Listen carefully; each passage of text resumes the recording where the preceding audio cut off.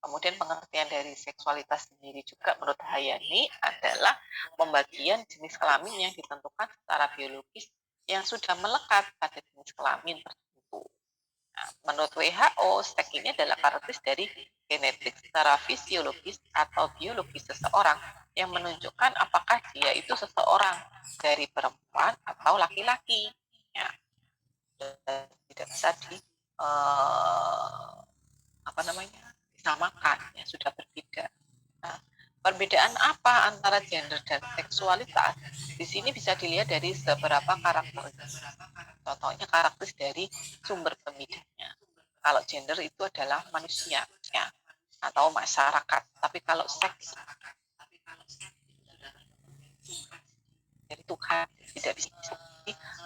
Sumber bedanya kalau bisa dilihat dari manusia mengenai laki-laki atau perempuan. Ya, kadang kan ada ya laki-laki menyerupai perempuan atau perempuan menyerupai laki, menentukan masa. Tapi kalau perempuan itu sudah dari tanahnya, dari Tuhannya. Jadi gender itu terbentuk dari kebiasaan. Seks adalah kesetaraan. Kemudian dari unsur pembedanya adalah kalau gender bisa dilihat dari kebudayaan atau tingkah laku yang dia lakukan sehari-hari. Tapi kalau dari seks itu bisa dilihat dari cara biologis, yaitu alat reproduksinya antara laki-laki dan perempuan. Ya, punya penis sama tidak. Kemudian dari sifatnya bisa dilihat dari harkat martabat dapat dipertukarkan antara laki-laki dan perempuan, bisa ditukar. Tapi kalau secara seks ya kodratnya itu tidak bisa ditukar. Ya, kodrat bahwa laki-laki itu adalah dia membuai sel telur. Perempuan itu adalah melahirkan, menyusui. Kemudian bisa dilihat dari karakter dari dampaknya sendiri. Kalau dari gender itu terciptanya norma-norma atau ketentuan pantas atau tidak pantas. Laki-laki pantas menjadi pemimpin, perempuan pantas memimpin, dan lain-lain. Nah, sering merugikan salah satu pihak yang di sini antara laki-laki dan perempuan. Dan yang paling banyak kebetulan adalah biasanya adalah yang menjadi korban adalah perempuan. Nah, kalau seks itu terciptanya nilai-nilai, di mana di situ antara laki-laki dan perempuan, ya kedua belah pihak itu sama, mempunyai mendapatkan kesetaraan, kenikmatan, kedamaian, dan kemudian bisa dilihat dari keberlakuan antara laki-laki dan perempuan atau gendernya di sini dapat berubah musiman, ya, beda antar kelas. Tapi kalau seks itu sepanjang masa, ya di mana saja itu tidak mengenal perbedaan kelas. Jadi walaupun dia kaya, miskin, kalau laki-laki dan perempuan itu sudah berbeda, tidak bisa disamakan. Kemudian bisa dilihat dari menurut keadaan pemberdayaan masyarakat, perbedaan antara gender dan jenis kelamin ya atau seks tadi bisa dilihat ya. Kalau jenis kelamin itu tidak dapat berubah, contohnya alat kelamin ya, wanita dan perempuan, laki-laki dan perempuan. Kalau gender itu dapat berubah ya, contohnya adalah perannya saat di masyarakat kehidupan sehari-hari. Contohnya itu kan biasanya kan perempuan itu menjadi juru masak jika saat di rumah bagian memasak. Tetapi kalau di restoran-restoran malah baliknya, yang paling banyak juru masaknya itu adalah laki-laki. Ya, jadi perannya bisa terbuka. Kemudian kalau jenis kelamin itu tidak dapat dipertukarkan. Contohnya di situ adalah adanya jantung yang ada di dalam diri laki-laki dan payudara yang ada di diri perempuan, tidak bisa ditukar. Tapi kalau gender itu bisa, perannya di masyarakat berubah. Kemudian perubahan kodrat dari Tuhan, di mana laki-laki mempunyai ciri-ciri utama yang berbeda dengan ciri-ciri utama dari perempuan, yaitu jangkung. Di mana kalau gender perbedaannya adalah bukan merupakan budaya setempat, contohnya di situ adalah pengaturan jumlah anak dalam satu keluarga. Itu siapa? Ya, bisa laki-laki, bisa perempuan. Kemudian ciptaan Tuhan, kalau jenis kelamin. Contohnya perempuan tadi, bisa haid, hamil, melahirkan, menyusui, sedang laki-laki tidak bisa. Kalaupun dia sudah berganti jenis kelamin tetap tidak bisa, atau ya di masyarakat kan banyak ya transgender. Kemudian kalau gendernya itu buatan dari manusia, contohnya di situ adalah perannya antara laki-laki dan perempuan itu sama. Dia berhak bisa menjadi ketua RT, RW, kepala desa, akan menjadi seorang presiden. Kemudian bisa dibedakan juga kalau jenis kelamin itu berlaku sepanjang masa. Ya, contohnya status laki-laki dan perempuan saat ini sejak lahir sampai nanti dia menjadi tua dan mati, tetap ya jenis kelaminnya tidak bisa dirubah. Kalau gender itu tergantung dari budaya dan kebiasaan. Contohnya di situ adalah pada zaman penjajahan Belanda ya, di Jawa khususnya, kaum perempuan itu kan tidak memperoleh hak untuk berpendidikan atau sekolah. Ya, setelah Indonesia merdeka, baru perempuan punya kebebasan untuk mengikuti pendidikan. Baru setara antara laki-laki dan perempuan. Kemudian dari jenis kelaminnya, bisa dibedakan berlaku di mana saja, contohnya di rumah, di kantor, dimanapun berada seorang laki-laki dan perempuan tetap laki-laki dan perempuan. Ya, jenis kelaminnya tidak bisa diganti. Kemudian kalau gender itu adalah tergantung dari budaya setempat. Contohnya adalah kalau ada pembatasan kesempatan di bidang pekerjaan, ya laki-laki sendiri, perempuan sendiri terhadap perempuan, karena kan budaya setempat adalah antara lain diutamakan ya untuk menjadi seorang perawat, guru, pengasuh anak itu biasanya adalah perempuan. Nah, budaya yang mempengaruhi gender apa yang ada di masyarakat? Ini ada beberapa budaya. Yang pertama, sebagian besar masyarakat itu banyak dianut oleh kepercayaan yang salah tentang apa arti menjadi seorang wanita dengan akibat yang berbahaya bagi seorang wanita. Yang kedua, setiap masyarakat mengharapkan wanita dan pria untuk berpikir, berperasaan, dan bertindak dengan pola-pola tertentu dengan alasan hanya karena mereka dilahirkan sebagai wanita atau pria. Contohnya adalah wanita diharapkan untuk menyiapkan masakan, membawa air dan kayu bakar, merawat anak-anak dan suami. Sedangkan pria itu bertugas memberikan kesempatan bagi keluarga di masa tua sehingga melindungi keluarga dari ancaman, dari nafkah, kerja, mendapatkan uang. Itu budaya.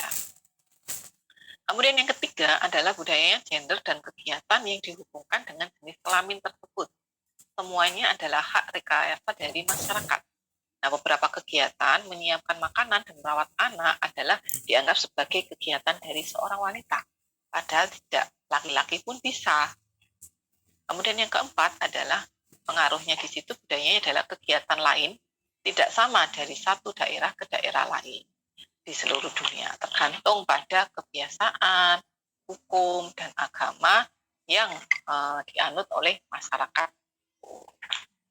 Yang kelima, bisa dilihat dari budaya yang mempengaruhi gender adalah peran dari jenis kelamin, bahkan tidak sama di dalam suatu masyarakat, tergantung dari tingkat pendidikannya bagaimana, sukunya dari mana, dan umumnya itu bagaimana. Contohnya di sini adalah kalau di dalam suatu masyarakat wanita dari suku tertentu biasanya itu bekerja menjadi pembantu rumah tangga, sedangkan pada wanita lain mempunyai pilihan yang lebih luas tentang pekerjaan yang bisa mereka pegang.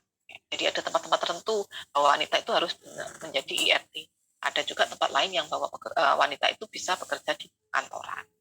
Itu ada budaya-budaya seperti itu di masyarakat.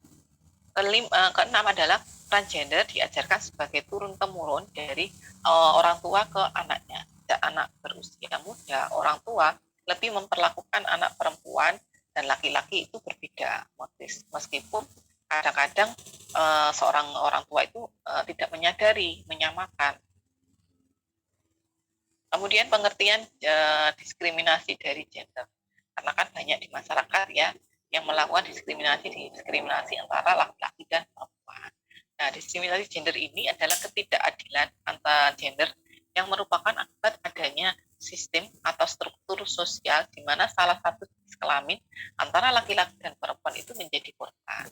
Dan hal ini terjadi karena adanya keyakinan dan pembenaran yang ditanamkan sepanjang peradaban masyarakat manusia ya, dalam berbagai bentuk dan cara masa yang menimpa kedua belah pihak. Walaupun dalam kehidupan sehari-hari lebih banyak ya dialami oleh perempuan.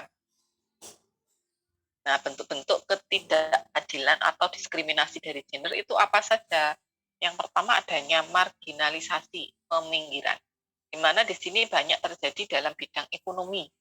Contohnya, banyak perempuan yang hanya mendapatkan pekerjaan yang tidak terlalu bagus, ya, baik dari segi gaji, jaminan kerja, atau status dari pekerjaan yang didapatkan. Biasanya mengutamakan dari laki-laki. Itu berarti salah, berarti itu mencakup dia adanya diskriminasi. Nah, hal tersebut terjadi karena sangat sedikit perempuan yang dapat mendapatkan peluang dari pendidikan.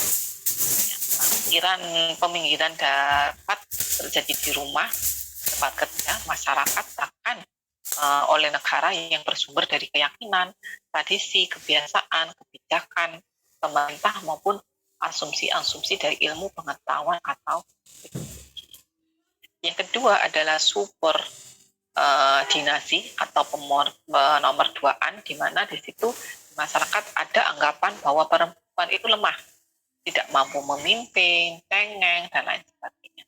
Sehingga perempuan itu dianggap nomor 2 setelah laki-laki. Yang ketiga adalah stereotip ya, atau citra buruk, di mana pandangan buruk terhadap perempuan.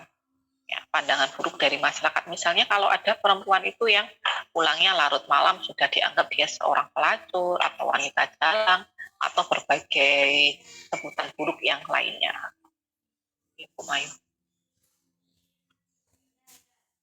Kemudian violensi atau kekerasan, di mana di situ ada serangan fisik dan psikis perempuan, ya, di mana pihak saling rentang mengalami kekerasan, di mana hal tersebut terkait dengan tadi marginalisasi, subordinasi maupun stereotip di atas, ya, di mana di situ biasanya terjadi pada wanita seperti pemerkosaan, pelecehan seksual atau perampokan. Kekerasan paling banyak dialami adalah perempuan. Apa?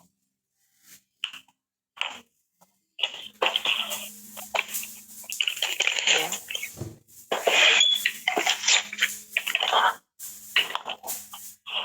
Kemudian yang kelima adalah ketidakadilan atau diskriminasi dari beban kerja yang berlebihan, tugas dan tanggung jawab dari perempuan yang berat dan terus. Misalnya adalah perempuan selain dia melayani suami ya, kemudian hamil, melahirkan, menyusui, juga harus menjaga rumah. Di samping itu kadang si perempuan itu juga ikut mencari nafkah di rumah, di mana hal tersebut tidak berarti menghilangkan tugas dan tanggung jawab yang di atas atau melahirkan dan sebagainya. Nah, isu gender sendiri dalam kesehatan reproduksi ya, itu adalah suatu kondisi yang menunjukkan kesenjangan. Kesenjangan itu tidak sama antara laki-laki dan perempuan, ya, yaitu adanya kesenjangan antara kondisi yang diciptakan, yaitu normatif dengan kondisi sebagaimana adanya. Contohnya di situ adalah akan mengalami masalah dengan kesehatan ibu dan bayinya baru lahir, keluarga berencana, kesehatan reproduksi remaja, maupun infeksi menular seksual yang dialami. Nah, penanganannya bagaimana saat ada isu gender dalam kesehatan reproduksi, di mana gender ini kan mempunyai pengaruh besar terhadap kesehatan laki-laki maupun perempuan. Hal ini semakin dirasakan dalam ruang lingkup kesehatan reproduksi antara laki-laki. Karena hal tersebut, maka yang harus dilakukan adalah yang pertama, masalah kesehatan reproduksi dapat terjadi sepanjang siklus hidup manusia. Misalnya adalah masalah incest ya, pernikahan antar darah yang terjadi pada masa anak-anak di rumah, masalah pergaulan bebas, kehamilan remaja. Yang kedua adalah perempuan lebih rentan dalam menghadapi resiko kesehatan reproduksi seperti hamil, melahirkan, aborsi tidak aman, dan pemakaian alat kontrasepsi.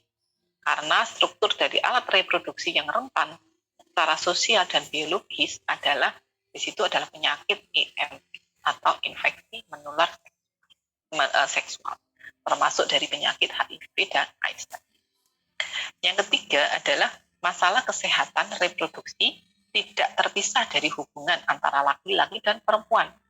Ya, namun keterlibatan dan motivasi serta partisipasi dari laki-laki dalam kesehatan reproduksi dewasa ini masih sangat kurang, ya, sehingga harus perlu ditingkatkan. Keempat adalah laki-laki juga mempunyai masalah kesehatan reproduksi, ya, sama dengan perempuan, khususnya adalah yang ada hubungannya dengan infeksi menular seksual, contohnya HIV dan AIDS. Ya, karena ini dapat menyusun strategi untuk memperbaiki kesehatan reproduksi, harus dipertimbangkan pula kebutuhan, kepedulian, dan tanggung jawab dari laki-laki itu apa saja, ya, harus tahu. Yang kelima adalah perempuan itu rentang terhadap kekerasan dalam rumah tangga dan atau perlakuan kasar yang pada dasarnya bersumber dari gender yang tidak setara, yang membedakan antara laki-laki dan perempuan tadi. Yang keenam, kesehatan reproduksi lebih banyak dikaitkan dengan urusan perempuan, ya, yaitu hubungannya contohnya adalah dari KB, keluarga berencana. Sampai di sini ada yang ditanyakan?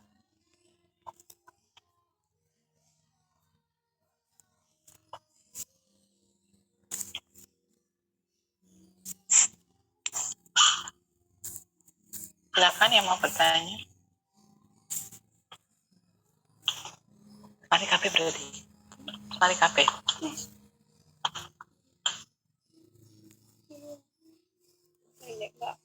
Kayak kurang ngatur seket.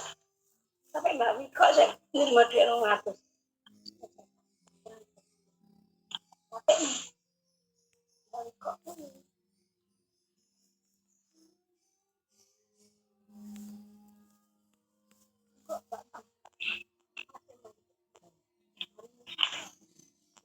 Sudah? Ada yang ditanyakan? Waktunya mau habis. Silakan yang melakukan screenshot.